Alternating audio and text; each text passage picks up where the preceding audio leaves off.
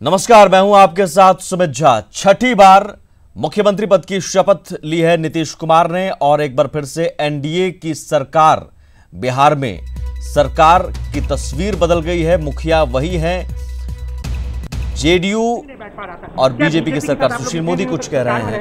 क्या कोई दिक्कत आएगी या फिर बहुत अच्छे तरीके से सरकार आप चलाएंगे? पहले भी कोई दिक्कत नहीं आई थी और आगे भी कोई दिक्कत नहीं आई। अब दोनों जगह आपकी सरकार है तो कैसा विकास रहेगा दोनों जगह की सरकार? पहली बार बिहार के अंदर केंद्र राज्य दोनों जगह एक ही गठबंधन की सरकार है और निश्चित रूप से इसका लाभ मिलेगा। मंत्री और एक राज्य मंत्री का प्रभार मिल सकता है क्योंकि केंद्र में अभी से मंत्रिमंडल विस्तार जो है लंबित है। कई अहम मंत्रालय जो हैं अभी बिना मंत्री के या फिर अतिरिक्त प्रभार में दिए गए हैं किसी दूसरे मंत्री को, और ऐसे में कैबिनेट मंत्री और एक राज्य मंत्री जेडीयू के खाते में आ सकता है। साफ है कि कहीं ना कहीं एक पहले से स्क्रिप्ट ऐसी लिखी जा चुकी थी जिसके तहत सब कुछ होता नजर आ रहा है। बीजेपी ने बिहार में समर्थन दिया, नीतीश कुमार ने फिर से शपथ ली। छठी बार एनडीए की सरकार एक बार फिर से, और सुशील मोदी डिप्टी सीएम, फिलहाल दोनों ने ही शपथ ली है। बिहार में और कौन कौन मंत्री बनते हैं इस पर सबकी नजरें टिकी हुई हैं, लेकिन दिल्ली में जरूर जेडीयू को फायदा मिलेगा। दिल्ली में लंबे अरसे से जेडीयू की कोशिश रही कि केंद्र में शामिल हो, क्योंकि एनडीए की सरकार में पहले भी जेडीयू शामिल रहा है। खुद नीतीश कुमार रेल मंत्री रह चुके हैं, कई और मंत्रालय संभाल चुके हैं। इस बार जेडीयू को 2 पद, एक कैबिनेट मंत्री और एक राज्य मंत्री केंद्रीय कैबिनेट में, जाहिर है ये जेडीयू के लिए भी कहीं ना कहीं फायदेमंद और बीजेपी के लिए भी, खासतौर पर बीजेपी के लिए इसलिए क्योंकि 2019 में बीजेपी की कोशिश यही थी कि यूपी अगर अपने पास है तो बिहार को भी अपने पास लाने की कोशिश थी, जो कि बीजेपी के खाते में बिहार भी आ गया नीतीश कुमार के सहारे। अब बिहार और यूपी बीजेपी के हाथ में, और जाहिर है कहा जाता है कि पटना और लखनऊ से होकर दिल्ली का रास्ता गुजरता है, तो ऐसे में बीजेपी के लिए 2019 ये फायदेमंद रहेगा। दूसरी तरफ विपक्षी एकजुटता में सेंध लगाने में भी कामयाब हुई। कहीं ना कहीं बीजेपी ने एक तीर से कई निशाने लगा दिए। जेडीयू को बदले में मिला कैबिनेट मंत्री और राज्य मंत्री का प्रभार मिल सकता है। जेडीयू नेता और पूर्व संसदीय मंत्री श्रवण कुमार से बात की हमारे संवाददाता अविनाश ने। जेडीयू के वरिष्ठ नेता श्रवण कुमार हमारे आज शपथ ग्रहण हो गया। एनडीए सरकार बन गई बिहार में फिर से। गवर्नमेंट की बात है, वो उनको इस संबंध में निर्णय लेना है। इस संबंध में हम कुछ नहीं कर सकते। आपको क्या लगता है, वाकई है उनके पास से? अब जब 132 इधर दिख रहा है तो वहाँ का देश से कांग्रेस मुक्त भारत बनाने का अभियान, ये जो नकली कांग्रेस है, इस नकली कांग्रेस मुक्त भारत बनाने का अभियान छेड़ा था, और उसका एक पड़ाव बिहार, वो भी अभी समाप्त हो गया। और मुझे पूरा विश्वास है कि आने वाले दिन में भारत उन ऊंचाइयों पर जाएगा जिसकी कल्पना लोगों ने की है, उस ऊंचाई पर जाएगा। सर, जिस तरह से माना गया था कि तेजस्वी यादव जो है रेजिग्नेशन दे देंगे, जिस तरह से जेडीयू अड़ी हुई थी, बट ऐसा नहीं हुआ, जिसकी वजह से नीतीश कुमार को रेजिग्नेशन देना पड़ा। लालू प्रसाद यादव का साफ तौर पे कहना है कि ये पहले से प्लानिंग स्ट्रेटजी थी बीजेपी की, जो नीतीश कुमार के साथ आगे बनकर सेटअप करना था बिहार में। देखिए, लालू जी जो बॉसिज्म डिक्टेटरशिप की तरह कर रहे थे, चोरी और सीना जोड़ी, शायद ये नीतीश कुमार को हजम नहीं हुआ, क्योंकि उनका यूएसपी यही था। उन्होंने सारी चीज को दांव पे लगा दिया, और जो हुआ ये लालू जी के कारण ही हुआ। सर, इतना कुछ बस अब गिरिराज सिंह केंद्रीय राज्य मंत्री, और इससे पहले याद होगा आपको जब एनडीए की सरकार बिहार में थी तो गिरिराज सिंह मंत्री थे, नीतीश कैबिनेट में शामिल थे, और यही गिरिराज सिंह है जो कभी नीतीश कुमार के खिलाफ मुखर हुआ करते थे। पूर्व से पश्चिम तक भारतीय जनता पार्टी की प्रदेश सरकारें हैं। जम्मू कश्मीर, हरियाणा, उत्तर प्रदेश और अब बिहार, और पश्चिम में जाइए तो गुजरात, महाराष्ट्र, दक्षिण में जाइए तो एनडीए की आंध्र प्रदेश, पूर्व और उत्तर पूर्व में जाइए तो असम, मणिपुर, अरुणाचल, सहयोगी सरकार सिक्किम में, नागालैंड में, तो लगभग सारे भारत में और प्रत्येक प्रदेश में भारतीय जनता पार्टी या भारतीय जनता पार्टी की गठबंधन की सरकारें हैं। मैं समझता हूं कि एक प्रकार से 125 करोड़ की इस देश की जनता ने भारतीय जनता पार्टी के मूल्यों, उनके आदर्शों, उनकी विचारधारा और प्रधानमंत्री श्री नरेंद्र मोदी जी के नेतृत्व को मान्यता देते हुए उनके नेतृत्व में इस विकास यात्रा में शामिल होने का एक संकल्प जाहिर किया है इस निर्णय के माध्यम से। पॉलिटिकल ऑपर्चुनिज्म है तो मैं इसे नहीं कह सकता। अब ये बिहार की जनता पर निर्भर करता है वो इसे ठीक माने या ना माने। लेकिन एक बार फिर से भारतीय जनता पार्टी के राज्यपाल ने सरकारिया कमीशन और सुप्रीम कोर्ट के आदेशों का उल्लंघन किया है।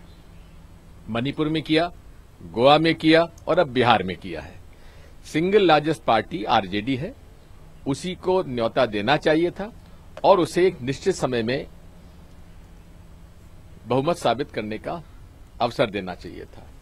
जहां तक नीतीश जी का सवाल है, अगर उनको इतना ऐतराज था तेजस्वी के उससे तो उन्हें बर्खास्त कर देते, मीटिंग बुलाते, आरजेडी, जेडीयू और कांग्रेस की मीटिंग बुलाते और उसमें तय करते, और अगर बहुमत ये कहता कि नहीं तेजस्वी रहेगा तो इस्तीफा दे देते। लेकिन महागठबंधन से धोखा करके, बिहार की जनता के साथ धोखा करके भारतीय जनता पार्टी और संघ के साथ जो समझौता उन्होंने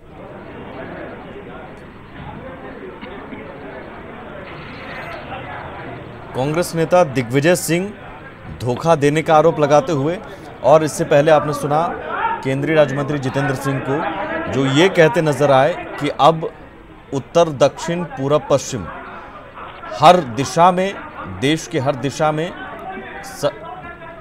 2/3 से ज्यादा राज्यों में अब बीजेपी के साथ। ये उस वक्त की तस्वीर है जब नीतीश कुमार बाहर निकल रहे थे राजभवन से। 4 साल बाद फिर आप लौटे हैं।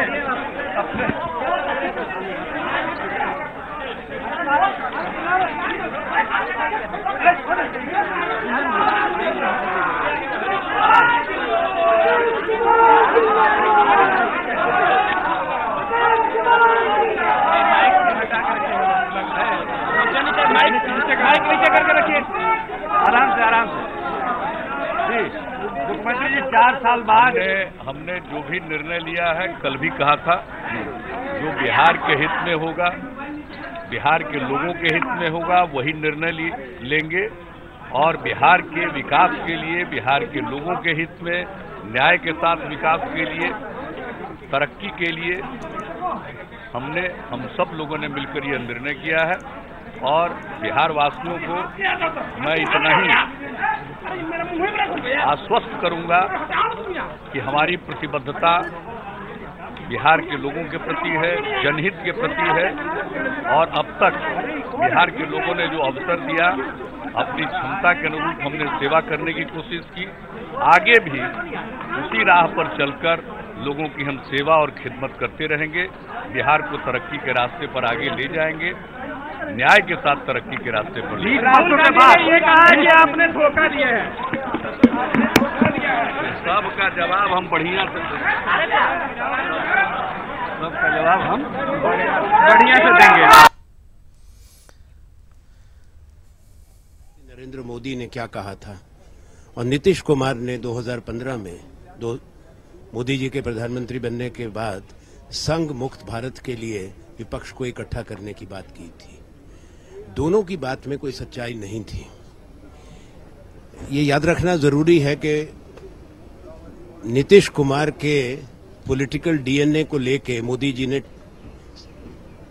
जो गठबंधन के सिद्धांत हैं, मूल्य हैं, जिसको लेकर गठबंधन बना था बीजेपी और संघ के खिलाफ, और नीतीश कुमार उसके नायक बने थे बिहार में, आज कहां गए वो?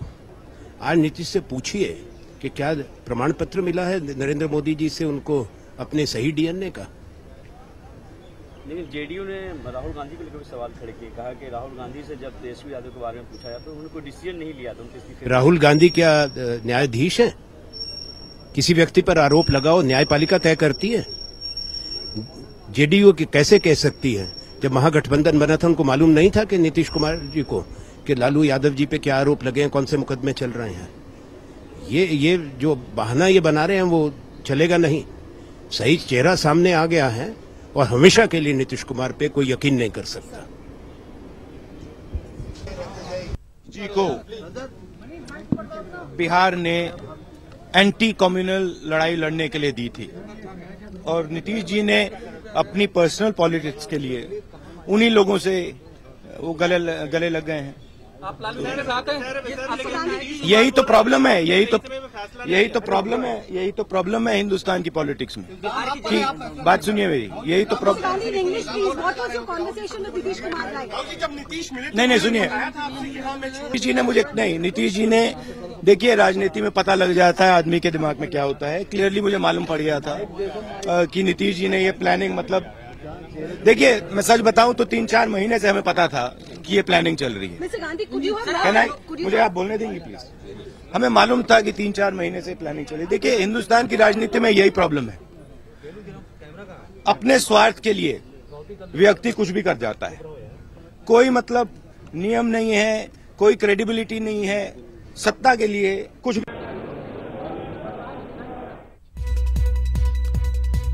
राहुल गांधी ये कहते हुए नीतीश कुमार पर निशाना साधते हुए, इस बीच जो राबड़ी आवास है वहां पर तमाम विधायकों की मीटिंग शुरू हो गई है। तेजस्वी यादव की अध्यक्षता में लालू आवास के बाहर समर्थकों का हुजूम भी लगा हुआ है और बैठक में जाहिर है आगे की रणनीति पर चर्चा की जा रही है, क्योंकि खबर पहले आई थी राजभवन मार्च किया जाएगा, लेकिन लालू यादव ने शायद मना कर दिया और उसके बाद राजभवन मार्च स्थगित कर दिया गया है। जरूर लालू यादव ने कहा कि शांतिपूर्ण तरीके से आप प्रदर्शन कीजिए, विरोध दर्ज करवाइए, तो वही अब रणनीति आगे की चर्चा होगी। लेकिन इस बीच 2 महत्वपूर्ण बयान आपने सुना, राहुल गांधी और नीतीश कुमार को। राहुल गांधी ने कहा धोखा दिया है और सत्ता के लिए, अपने स्वार्थ के लिए कुछ भी कर सकते हैं, और नीतीश कुमार ने कहा कि बढ़िया से जवाब देंगे हम। आनंद अमृतराज हमारे साथ जुड़े हुए हैं सीएम आवास। आनंद, सबसे पहले तो मैं आपसे अपडेट लेना चाहूंगा, 11:15 बजे कैबिनेट की बैठक शुरू होनी थी और जाहिर कैबिनेट की बैठक में अभी सुशील मोदी और उसमें ये तय किया जाएगा कि विधानसभा के सत्र जो अब तक पिछले बार के हिसाब से 28 तारीख को कैबिनेट विधानसभा के सत्र बुलाना था, मानसून सत्र को, जिसको लेकर संशय की स्थिति थी, तो इस बात को लेकर फैसला हो सकता है। पहले महत्वपूर्ण बात। दूसरी बात कि नीतीश कुमार ने जो हमला बोला है राहुल गांधी पर, और बिल्कुल अपने अंदाज में, ठेठ बिहारी अंदाज में, समय आने पर जवाब दिया जाएगा। तो आप अंदाजा लगा लीजिए कि नीतीश कुमार के तेवर से साफ है कि जैसे ही एनडीए विधायक दल के नेता बनके एनडीए के मुख्यमंत्री बने हैं, उन्होंने यूपीए पर हमला करना शुरू कर दिया है और टारगेट पे लिया। जैसे ही नीतीश कुमार पर राहुल गांधी ने हमला किया, सबसे पहले हम अपने संपादक प्रभाकर जी से बात करते हैं। राहुल गांधी हमला करते हैं और नीतीश कुमार एकदम ठेठ बिहारी अंदाज में, समय आने पर जवाब दिया जाएगा, इसका मतलब प्रभाकर जी? देखिए, नीतीश कुमार, जब ये पूरा घटनाक्रम पिछले 15 दिनों से चल रहा था, नीतीश कुमार से आप जब कैमरे पे नहीं, उनसे पर्सनल 1-to-1 बात करेंगे तो नीतीश कुमार इस पूरे घटनाक्रम की जिम्मेवारी सीधे तौर पे कांग्रेस पे ठहराते हैं।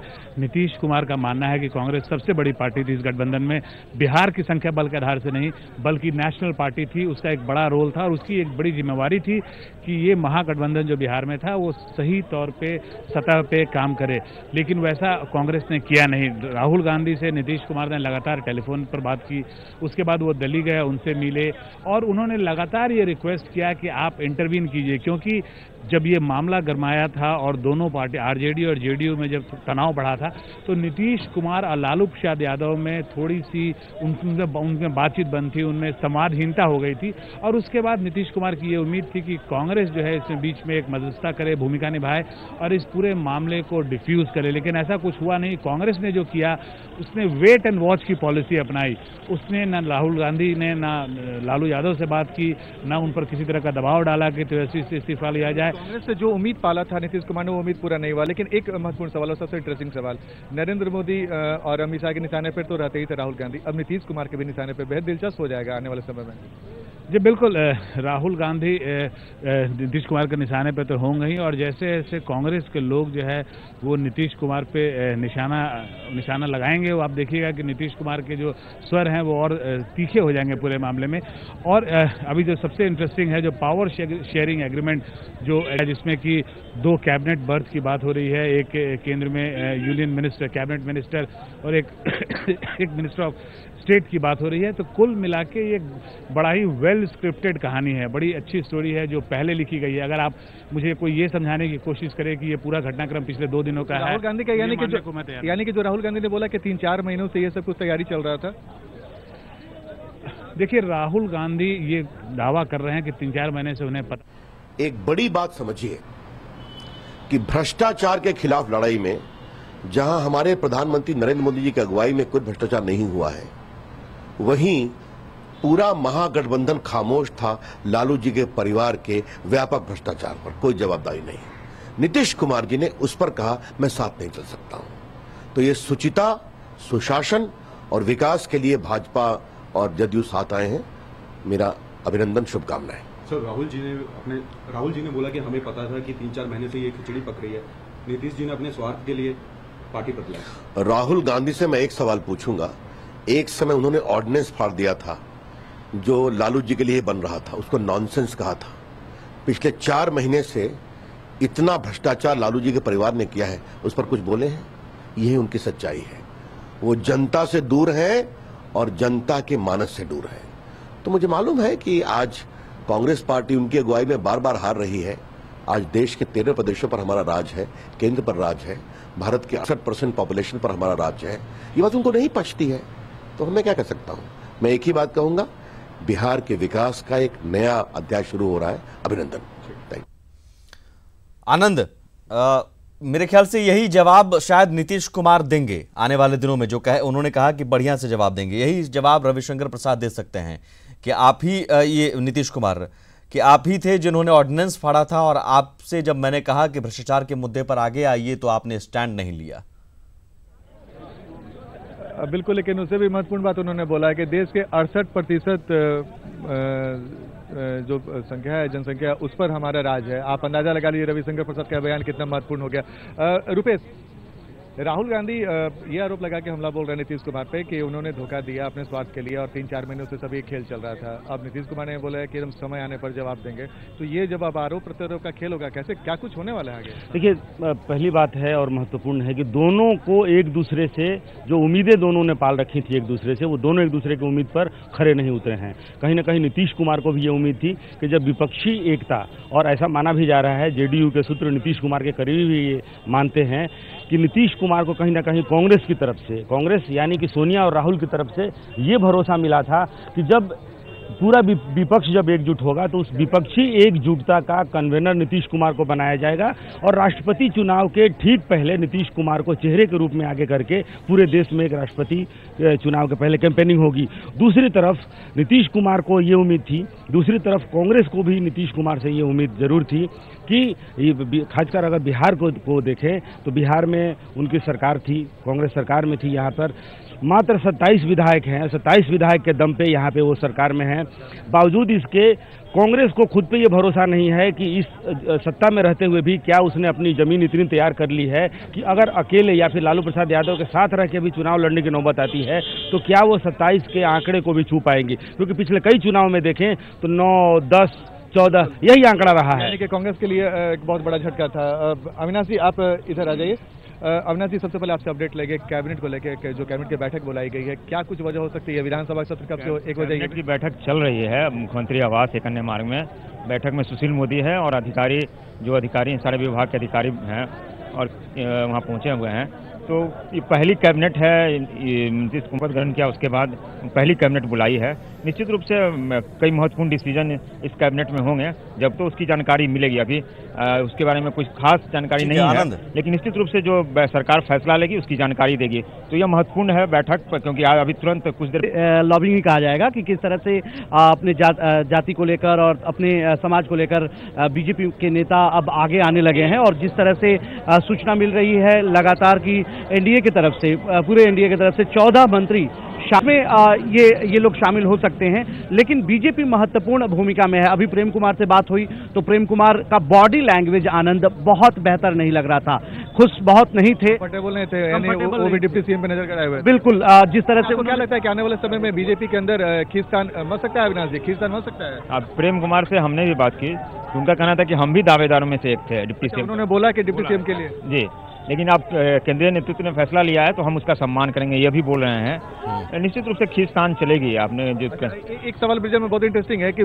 बीजेपी में, बिहार बीजेपी में सुशील मोदी के खिलाफ बहुत सारे नेता हैं, तो यानी कि एक लॉबिंग तैयार की जा सकती है, या फिर सुशील मोदी कभी इस लेवल पर बढ़ गया है कि शायद ऐसी गलती न करे बीजेपी के नेता? देखिए, ये गलती अब बीजेपी के नेता नहीं करेंगे। पिछले 2 महीने से जिस तरह से सुशील मोदी ने अपने आप को मजबूत किया है और जिस तरह से केंद्र के नजर में वो एक बेहतर नेता के रूप में उभरे हैं, उसका वो परिणाम है कि वो डिप्टी सीएम बने हैं आज।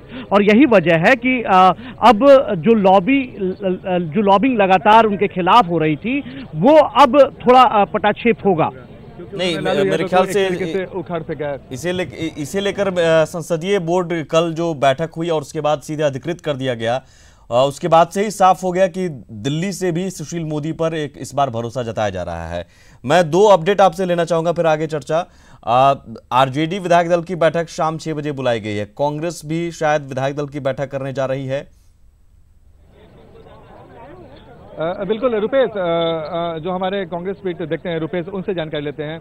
आज कांग्रेस ने भी विधायकों की बैठक बुलाई है। यह देखिए, कांग्रेस विधायक दल की बैठक पटना के एक बड़े होटल में होनी है और बिहार के जो प्रदेश प्रभारी हैं डॉक्टर सीपी जोशी आ रहे हैं। कितने बजे का वक्त? 2 बजे विधायक दल की बैठक होगी, 6 बजे शाम को राजद की बैठक है, लेकिन उसके पहले ही 2 बजे कांग्रेस विधायक दल की बैठक। और सबसे महत्वपूर्ण बात यह है कि जिस तरीके से कांग्रेस के एमएलसी और कांग्रेस के एक विधायक ने नीतीश कुमार को बधाई दी है, उसके बाद से कहीं ना कहीं लगने लगा था, कांग्रेस नेतृत्व को भी ये लगने लगा था कि क्या उनकी पार्टी में कोई फूट, कोई दरार, कोई तोड़फोड़ जैसी स्थिति तो नहीं बनती जा रही है। जो आरजेडी की तरफ से तर्क दिया जा रहा है कि जेडीयू के विधायक हैं, हो सकता है कि कांग्रेस के भी कई विधायक बीजेपी के, क्योंकि बीजेपी के नेताओं ने तो ये बोला है कि कई सारे ऐसे कांग्रेस के विधायक हैं जो उनके संपर्क में।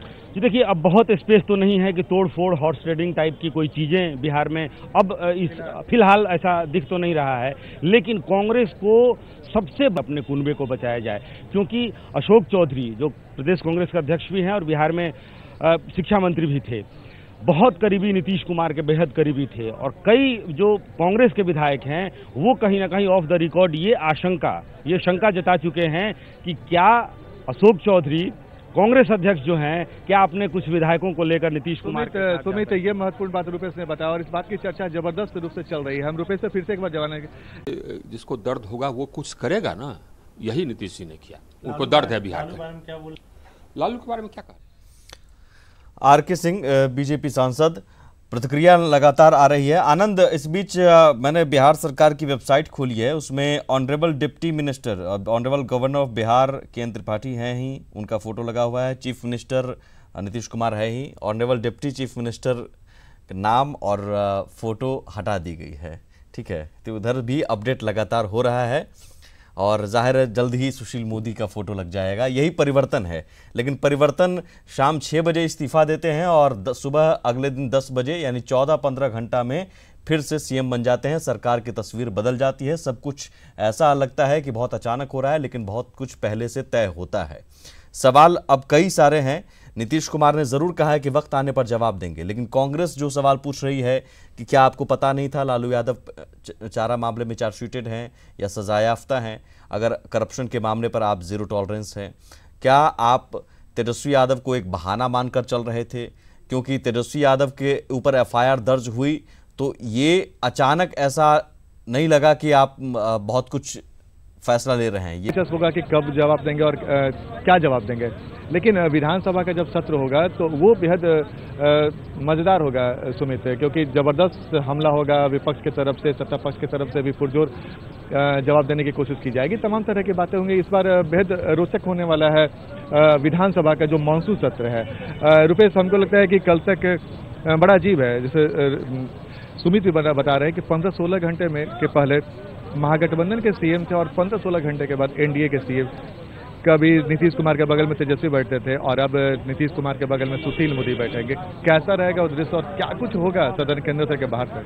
देखिए, यही राजनीति ऐसी सही ही है कि कुछ घंटे में कैसे पूरी तस्वीर, पूरा जो सीन है, पूरा जो पिक्चर है वो किस तरीके से बदल गया है, और ये बहुत महत्वपूर्ण होगा, बहुत दिलचस्प होगा। सब आपको रुकेंगे इस बीच में ब्रिजम के पास मंत्रिमंडल को लेकर जानकारी क्या है?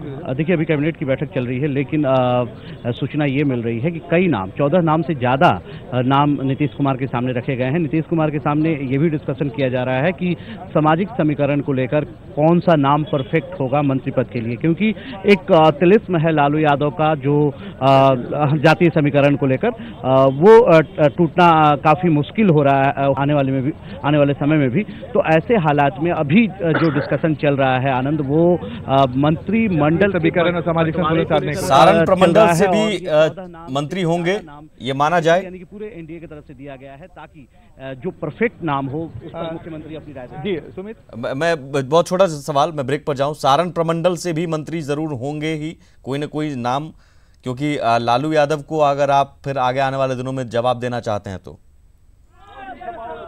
बिल्कुल। और सारण पे लालू यादव का विशेष ध्यान भी था, तेजस्वी यादव ने भी काफी ध्यान दिया था। उन्होंने जो गंगा पे ब्रिज बनाया सोनपुर, उसको लेके भी उनकी